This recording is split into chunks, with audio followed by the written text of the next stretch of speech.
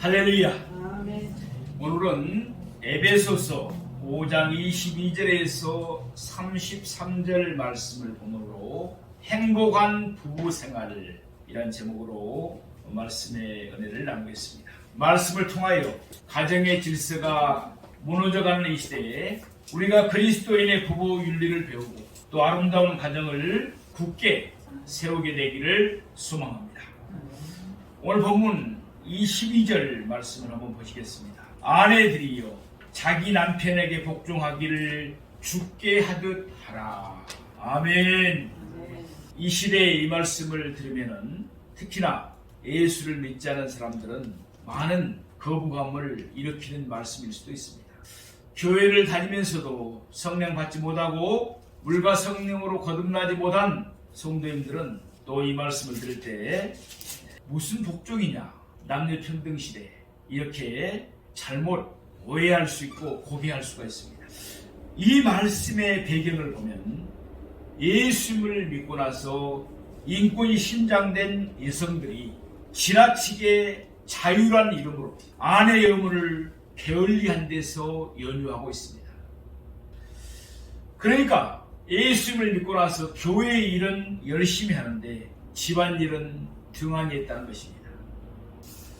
밥도 안 챙겨주고 신방만 열심히 다녔습니다. 영적인 지식을 좀 알게 됐다고 남편들을 무시하고 목사님만 존경하였습니다. 이로 인해서 남편들은 기분이 나쁘고 마음이 상해서 예수님을 안 믿고자 했습니다. 그때만 그럴까요? 제가 이렇게 상담을 해보면 이런 분들이 있습니다. 나는 내 아내가 싫어서 교회 가기 싫습니다. 아내는 교회 생활은 잘하는 것 같은데 집에서는 형편이 없습니다. 내가 하루 종일 직장에서 근무하고 아니면 사업체에서 근무하고 정말 파김치가 돼서 집에 오는데 아내는 집에 없습니다. 그리고 저녁을 먹을 준비도 아무것도 되어 있지 않고 집엔 청소도 안 되고 엉망입니다. 나를 반겨주는 것은 강아지입니다. 강아지는 아빠를 들고 나를 반겨주는데 아내는 없습니다. 나는 아내가 집에 사는 모습을 보면은 교회 가고 싶은 생각이 별로 없습니다. 이런 남편들을 저는 많이 만나봤습니다. 그래서 우리 교회에서 성도님들에게, 여성도님들에게 또 사역자분들에게도 그런 이야기가 있습니다. 우리 예수 믿는 사람들은 부지런해야 됩니다. 교회에서 하나님 일을 열심히 하듯이 가정에서도 가정 일들을 열심히 하셔야 됩니다. 남편들을 잘 섬기셔야 됩니다. 그래야만이 예수 믿는 내 아내가 정말 최고야. 역시 하나님을 믿는 사람은 틀려. 이렇게 돼서 전도가 된다는 것이에요. 그런데 아내의 모습을 보니까 전혀 그런 것을 느낄 수가 없습니다. 그러니까 교회에 나가고 싶어도 아내 꼴 보기 싫어서 나가지 않는다는 거예요. 그런 상담을 제가 많이 해봤습니다. 우리 성도님들 중에는, 우리 사역자 중에는 그런 분이 한 분도 안 계신 줄로 믿습니다. 사도 바울은 에베소 교회 사모님들에게 그들이 예수님과 교회를 열심히 섬기고 있으니 계속해서 남편을 무시하고 나가라고 말하고 있습니까? 아닙니다. 사도 바울은 에베소 교회의 대다수를 차지하고 있는 여성들에게 선포합니다. 아내들이여 남편에게 복종하십시오 라고 권면합니다. 그러나 아내가 남편에게 복종하라는 것은 그리스도를 경외함으로 피차 복종하라는 말씀의 연속으로 생각해야 합니다. 이것은 모두 질서를 유지하기 위해서 기능적인 면에서 요구되는 것이지 인격적인 면에서 요구되는 것은 아닙니다. 왜냐하면 하나님 앞에서 모든 사람은 평등하고 동등하기 때문에 그렇습니다. 아내는 자기 남편에게 복종하되 죽게 하듯 하라 라고 본문 말씀합니다. 신자는 누구나 그리스도께 순종합니다. 그렇죠. 우리는 모두 다 예수 그리스도께 순종합니다. 그리스도께 순종하는데 억지로 마지못해서 하지 않습니다. 신자는 그리스도 희생적인 생명과 사랑에 감동이 되어서 기쁨으로 자발적으로 순종합니다. 이와 같이 아내는 남편에게 자발적으로 순종하라는 것입니다. 이것은 하나님께서 시작하신 남편의 권위에 순종함으로써 가정의 질서를 지키기 위함이지 결코 상하 관계를 의미하는 것은 아닙니다. 아내들은 내 남편들에게 복종해야 할까요? 우리 23절 말씀을 보시겠습니다. 이는 남편이 아내의 머리됨이 그리스도께서 교회의 머리됨과 같음이니 그가 바로 몸의 구주시니라. 아멘. 아내가 남편에게 복종해야 하는 이유는 남편이 아내의 머리가 되기 때문에 그렇습니다. 남편이 머리가 된다는 것은 서열상 남편이 높다는 것은 아닙니다. 역할에 있어서 사물을 인식하고 판단하고 결단하고 행동을 하도록 명하는 직분이 있다는 것을 의미합니다. 남편이 아내의 머리됨은 그리스도께서 교회의 머리됨과 같습니다. 남편들은 머리로 창조되었기 때문에 남편들에게 제일 힘든 것은 아내에게 무시를 당하는 것입니다. 설령 맛있는 반찬을 안 해주고 빨래를 안 해놨다 할지라도 남편이 아내를 용서할 수 있지만 남편을 무시하는 것은 절대로 안 됩니다. 사랑하시는 여러분, 남편들은 아내의 칭찬을 먹고 자란다는 사실을 잊지 마십시오. 아내의 칭찬을 받았을 때 남편들은 기가 살아납니다. 밖에 나가서도 예수님을 잘 믿고 활력 있게 생활함으로써 성공한 그런 삶을 사는 것입니다. 아내들은 남편들이 무시받았다고 자존심 상해하는 것을 이렇게 이야기할 때가 있습니다. 남자가 속은 좁아가지고 남자가 밴댕이 속이어서 남자가 삐쳤다라고 판단해서는 안 됩니다.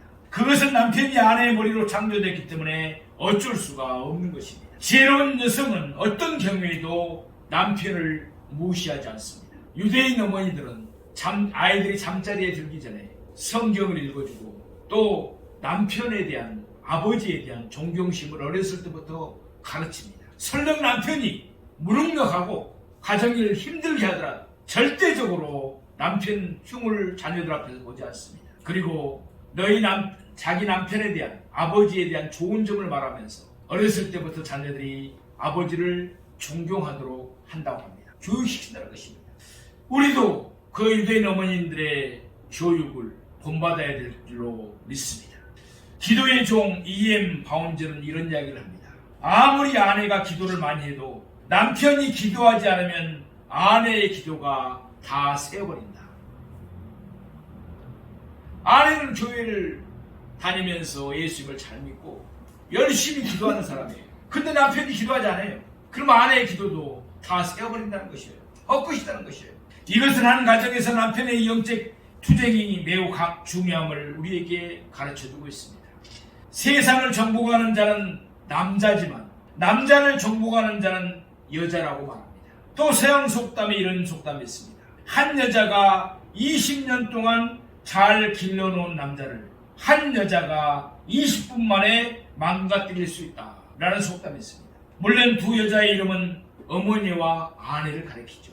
그만큼 아내의 역할이 중요하다는 것입니다. 아내는 남편을 훌륭한 사람으로 세울 수도 있고 바보로 만들어버릴 수도 있습니다. 이 사실을 명심하셔야 됩니다. 아내가 남편을 훌륭한 사람으로 세울 수도 있고 바보로 만들어버릴 수도 있습니다.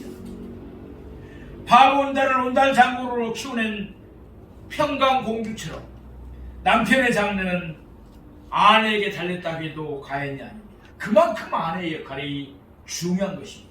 요새는 남편들의 기가 많이 죽어 있습니다. 특히나 우리나라의 IMF를 거치면서 남편들의 기가 많이 죽어 있습니다. 남편들의 기를 살려줄 수 있는 것은 아내의 몫입니다. 마음으로부터 남편을 무시하지 않고 존경해야 됩니다. 칭찬하고 남편을 머리로서 인정하고 순종하는 것입니다.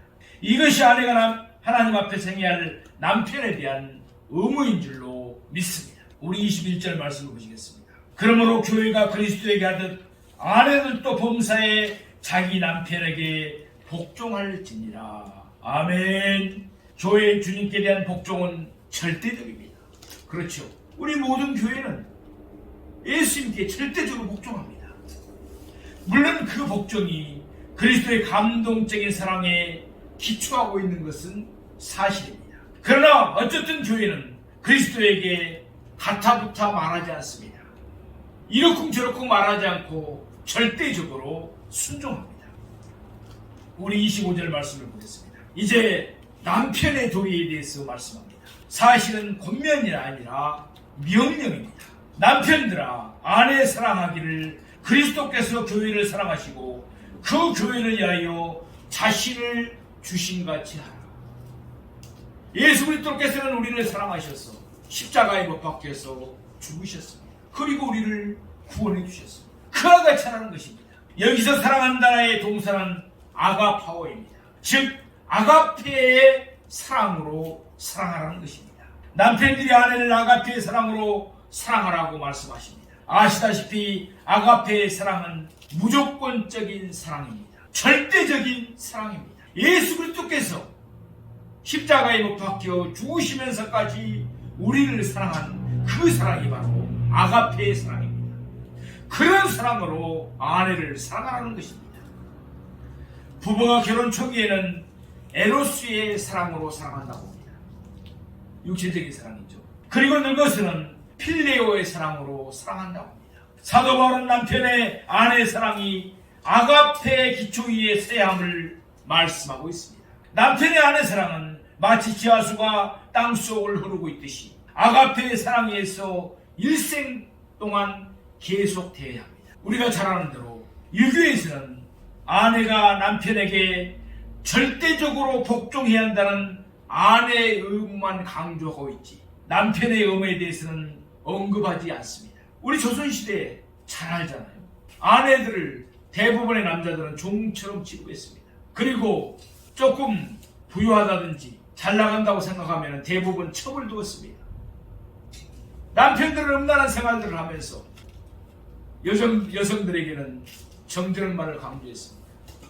그래서 남편이 행여 사망했을지라도 다시 재혼하지 않고 이렇게 살아가는 것을 도구로 생각하는 것이 바로 유교였습니다. 그러나 성경에서는 남편의 의무에 대해서 더 길게 말씀하고 있고 아내에 대한 남편의 의무가 훨씬 더 힘들다는 것을 말씀하고 있습니다. 남편들은 아내를 사랑하기를 그리스도께서 교회를 사랑하시고 자신을 주신같이 하라고 말씀합니다. 우리 27절 말씀을 보시겠습니다. 자기 앞에 영광스러운 교회로 세우사 티나 주름 잡힌 것이나 이런 것들이 없이 거룩하고 흠이 없게 하려 하심이라. 예수님은 신랑이고 우리 교회들은 신부인 줄 믿습니다. 우리 자신이 교회라는 것을 우리가 잘 압니다. 예수 그리스도는 우리의 신랑 되십니다. 그리고 우리는 모두 다 예수 그리스도의 신부입니다. 예수님은 안전하고 흠이 없는 신부를 택하는 것이 아닙니다. 죄 많고 흠 많고 잘못 살고 그랬던 신부인 우리를 택한 것입니다. 그리고 그 신부를 즐기고 그 신부의 섬김을 받기 위해서 신부인 교회를 택하신 것이 아닙니다. 교회는 예수님 보시기에 조건이 안 맞는 신부였습니다. 그렇죠. 우리 모두는 예수님의 조건에 맞지 않습니다. 마음에 안 차는 신부들이었습니다. 그러나 예수님은 교회를 절대적인 사랑으로 사랑했습니다. 그 결과 교회는 티나 주름 잡힌 것이 없어져 가고 아름다운 신부로 변모해 가는 것입니다. 예수님을 믿고 나면 다 변화가 됩니다. 새로운 피조물이 됩니다. 그렇게 잘못 살았던 사람들, 마음이 흉악했던 사람들이 순한 양처럼 변합니다. 성령으로 새롭게 변화가 되는 것입니다. 결혼은 이상적인 배우자를 만나서 섬김을 받는 것이 아닙니다. 부족한 배우자를 만나서 이상적인 배우자로 가꾸어가며 많은 것을 배우는 것입니다. 세상에서는 최대한 이상적인 사람들이 만나서 결혼을 합니다. 주판을 많이 두들기죠. 학교는 어디 나왔느냐, 재산은 얼마나 됐느냐, 또 어느 직장에 다니느냐. 그러나 살면 살수록 문제를 발견하고 그 문제를 갈라서야 할 이유로 삼는 경우가 많습니다. 그러나 그리스도의 가정은 그렇게 해서는 안 되는 것입니다. 흠과 티가 함께 살아야 할 이유가 되고 예수님을 배우고 성장할 수 있게 하는 꼬투리가 되게 해야 됩니다. 어떻게 보면은 부부는 빈자를 채워주는 것과 같다고 할 수 있습니다. 남편이 부족한 것을 아내가 채워주는 것입니다. 아내의 부족한 것을 남편이 채워주는 것입니다. 우리 모두 이상적인 동역자를 찾다 상처 입은 사마리아 여인이 아니라 흠과 티를 가진 교회를 영광스러운 신부로 섬기신 예수의 사랑을 배울 수 있기를 소망합니다. 그날의 결혼 생활 가운데 예수의 사랑과 섬김을 통한 기쁨과 변화의 능력을 맛보는 우리 모두가 되기를 소망합니다. 더 나아가서 적극적으로 아내를 아름답게 단장하게 해야 됩니다. 아내가 영적으로 성숙해 가도록 아내가 가진 아름다운 은사들을 주님을 위해 불리듯 사용하도록 해야 됩니다. 아내의 은사를 발견하고 개발하고 독려하고 또 격려해주고 힘을 주고 도와주는 존재가 남편이라는 사실입니다. 아내는 생명의 은혜를 유혹으로 함께 받을 자로 알아 귀하게 여기셔야 됩니다. 아내를 앙비처럼 대접하면 그 남편은 왕처럼 아내가 대접을 해주는 것입니다. 베드로전서 3장 7절을 말씀합니다. 남편들아 이와 같이 지식을 따라 너희 아내와 동거하고 그를 더 연약한 그릇이요 또 생명의 은혜를 함께 이어받을 자로 알아 기히 여기라. 이는 너희 기도가 막히지 아니하게 하려 함이라. 아멘. 아내를 기이하게 여기지 않고 아내와 분쟁을 하고 있는 상태에서 기도하면은 기도가 막힌다는 것이에요. 이처럼 아내를 귀하게 여겨 감당해주고 성수가 발전을 위해서 키워주는 책임이 남편에게 있다는 사실입니다. 그러려면 자기 희생적인 사랑이 필요합니다. 남편이 아내를 위해서 희생적으로 사랑해야 합니다. 28절에 30절 말씀을 보십시오. 이와 같이 남편들도 자기 아내 사랑하기를 자기 자신과 같이 할지니 자기 아내를 사랑하는 자는 자기를 사랑하는 것이라. 누구든지 언제나 자기 육체를 미워하지 않고 오직 양육하여 보호하기를 그리스도께서 교회에게 함과 같이 하나니 우리는 그 몸의 지체입니다. 아내를 사랑한다는 것은 자기 몸을 사랑하는 것과 똑같은 것입니다. 내 몸과 같이 사랑하는 것은 이와 같이 상대방도 깊은 이해와 절대적인 관심과 끊이지 않는 애착과 깊은 존경심으로 사랑하는 것입니다. 우리는 일상적인 체험을 통해서 자신을 사랑하는 법을 알고 있습니다. 우리는 자기 육체를 위해서 때로는 음식을 먹고 옷을 입고 아프면 약을 먹고 자신을 돌봅니다. 자기 몸은 젊었거나 늙었거나 기쁠 때나 힘들 때나 기쁠 때나 죽을 때까지 사랑합니다. 이와 같이 아내를 돌보라는 것입니다. 왜냐하면 자기 아내를 사랑하는 것이 결국 자기를 사랑하는 것이기 때문에 그렇습니다. 또한 남편과 아내는 다 같이 그리스도의 지체가 되기 때문에 그렇습니다. 사도 바울은 이제 하나님이 세우신 결혼에 대해서 본래의 의미를 말하기 위해서 창세기 2장 24절 말씀을 인용하고 있습니다. 우리 31절에 32절 말씀을 보시겠습니다. 그러므로 사람이 부모를 떠나 그의 아내와 합하여 그 둘이 한 육체가 될지니 이 비밀이 크도다. 나는 그리스도와 교회에 대하여 말하노라. 남편과 아내는 결혼하기 전에는 전혀 다른 사람이었습니다. 그러나 하나님이 짝 끼워주신 결혼을 통하여 둘이 한 몸이 됩니다. 우리가 상식적으로 알기는 1 플러스 1은 뭐가 됩니까? 분명히 2입니다. 그런데 1 플러스 1이 하나가 된다는 것입니다. 산술적으로 보면 맞지가 않습니다. 그러나 성경은 남편이 그 아내에 합하여 한 육체가 된다고 말씀하고 있습니다.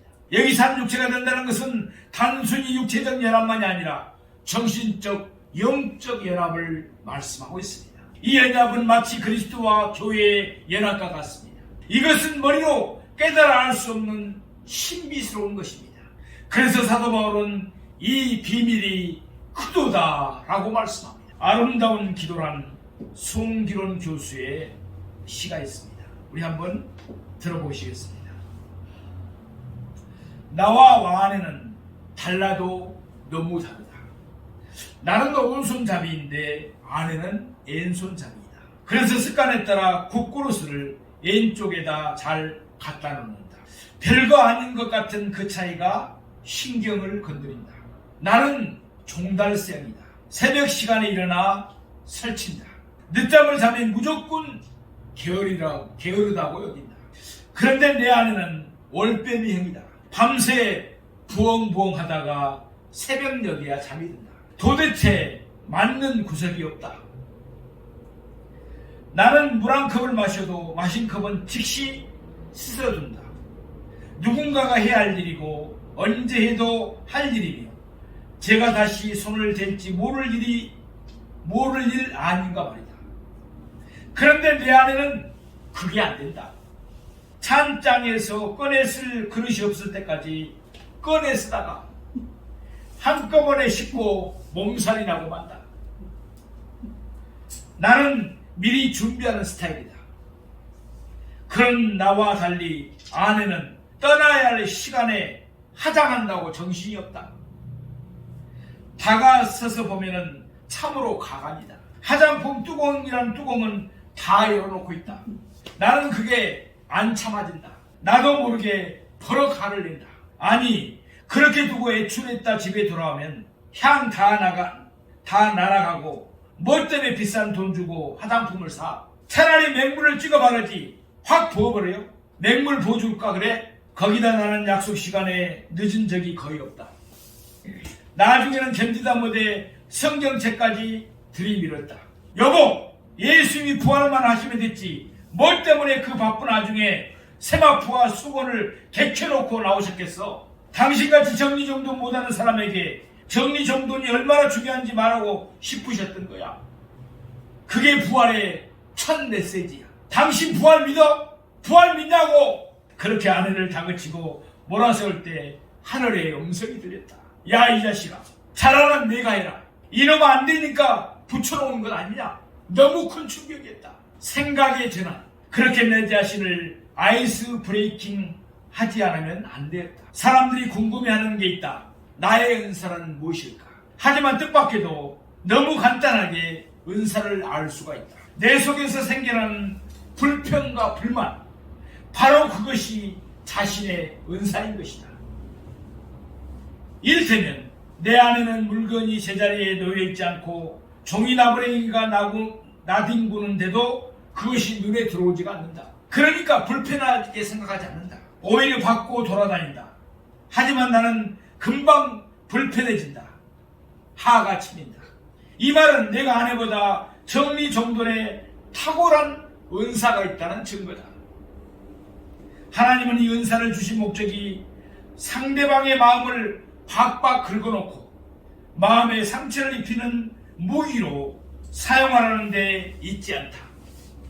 은사는 사랑하는 사람을 섬기라고 주신 선물이다. 바로 그때 내가 알게 된 사실이 있다. 내 안에는 뚜껑 여는 은사가 있고 나에게는 뚜껑 닫는 은사가 있다는 사실. 그때부터 아내를 대하는 제 태도가 바뀌었다. 아내가 화장한다고 앉아있으면 내가 다가가 물어본다. 여보, 이거 다 썼어? 그러면 다시 닫아도 되는 거지? 이거는 그래. 그럼 이것도 닫는다. 이제는 내가 뚜껑을 닫아놔준다. 그런데 놀라운 일은 그렇게 야단을 칠 때는 전혀 끔찍도 않던 아내가 서서히 변해가는 것이다. 잘 닫는 정도가 아니라 얼마나 세게 잠갔든지 이제는 날들어 뚜껑을 좀 열어달라고 한다. 아내의 변화가 아닌 나의 변화. 그렇게 철들어진 내가 좋아하는 기도가 있다. 제가 젊었을 때는 하나님에게 세상을 변화시킬 만한 힘을 달라고 기도했습니다. 하지만 중년이 되었을 때 인생이 얼마나 덧없이 흘러가는지를 알게 되었습니다. 그래서 저와 함께 편안히 살도록 인도해 달라고 기도했습니다. 하지만 늙고 여생을 돌아보게 되었을 때 저는 저의 우둔함을 깨달아 알게 되었습니다. 제가 지금 드리는 기도는 저를 변화시켜 달라는 것입니다.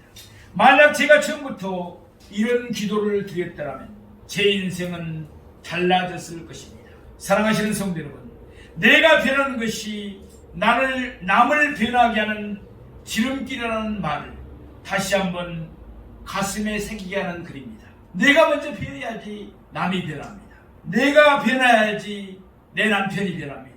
남편이 변해야지 아내가 변합니다. 오늘날 미국과 유럽의 많은 나라에서 부부 이혼율이 50%를 넘어서고 있습니다. 동방AA 주교국이라고 했던 우리나라도 약 25%의 이혼율을 보이고 있습니다. 그러니까 4쌍 중에 한 명이 이혼한다는 것입니다. 왜 그렇습니까? 하나님의 뜻 안에서 가정을 이루지 않았을 뿐 아니라 남편과 아내 사이에 사랑과 복종의 기본적인 윤리가 무너져 버렸기 때문에 그렇습니다.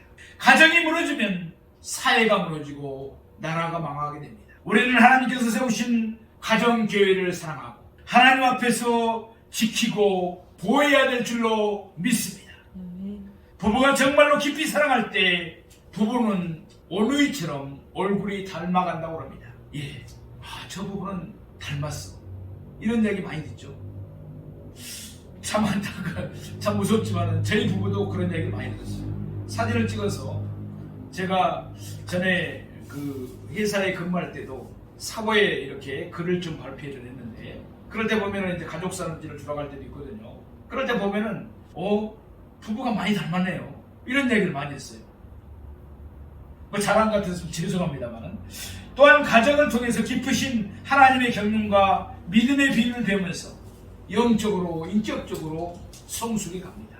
세상 사람들은 결혼 생활이 지속될수록 신비함이 없어져 버립니다.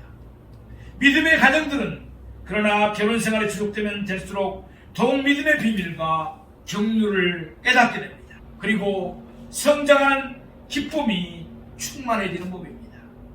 우리 가운데 계속해서 주님이 결혼 생활에 감춰두신 신비한 비밀을 깨달아가는 기쁨이 가정마다 넘치기를 소망합니다. 우리 이제 마지막 33절 말씀을 보시겠습니다. 그러나 너희도 각각 자기 아내 사랑하기를 자신같이 하고 아내도 자기 남편을 존경하라. 아멘. 아내는 남편을 경해, 즉 존경하라고 하는 것은 존경함이 없이 자발적인 복종이 있을 수가 없기 때문에 그렇습니다. 여기서 우리는 복종과 사랑은 깊이 생각해보면 동전의 양면임을 알 수가 있습니다. 아내의 복종은 사랑의 또 다른 측면일 뿐입니다. 복종이란 자신을 누구에게 맡기는 것이죠. 사랑은 자신을 주는 것입니다. 다른 사람에게 자신을 준다는 것은 다른 사람의 가치를 인정하는 것이 됩니다. 내가 나 자신을 준다는 것은 상대방을 그만큼 높이 평가한다는 것입니다. 자기 자신을 내어준다는 것은 복음의 진수인 것입니다. 예수 그리스도께서 우리를 위하여 자기 자신을 내어주셨지 않습니까? 남편과 아내의 의무는 우리 죄를 위해 자신을 기꺼이 내주신 그리스도의 사랑에 기초하고 있습니다. 그리스도의 부부윤리가 세상에서의 부부윤리와 근본적으로 다른 것은 바로 여기에 있습니다. 아내는 그리스도를 사랑하기 때문에 남편을 사랑하고, 남편을 사랑하기 때문에 남편에게 자발적으로 순종합니다. 남편은 그리스도를 사랑하기 때문에 아내를 사랑하고, 아내를 사랑하기 때문에 아내를 귀하게 여기고 아껴주며 이해해주고 돌봐줍니다. 이렇게 남편과 아내가 그리스도의 사랑으로 하나될 때 자녀들은 그 가운데서 무한한 행복을 누리며 성장할 수 있게 되는 것입니다. 우리가 잘 아는 대로 문제의 가정에 문제가 태어나는 경우가 많습니다. 흉악한 범죄를 저지르고 한 사람들의 많은 경우를 보십시오. 어린 시절 가정의 상황이 너무나 안 좋은 것을 볼 수 있습니다. 부부 사이는 조화가 이루어져야 합니다. 그리스도와 교회가 자연스럽게 조화를 이루는 것과 같이 부부 사이도 복종과 사랑을 기초로 자연스럽게 조화를 이루어야 합니다.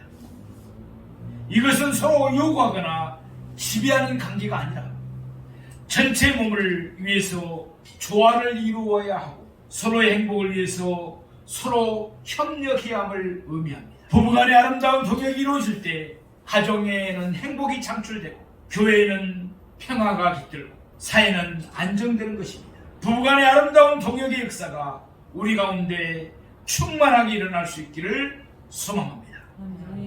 사랑하시는 성도 여러분, 성경에서 말하는 남편과 아내의 윤리를 볼 때 공통점이 있음을 알 수가 있습니다. 그것은 일방적이 아니라 상호적이라는 것입니다.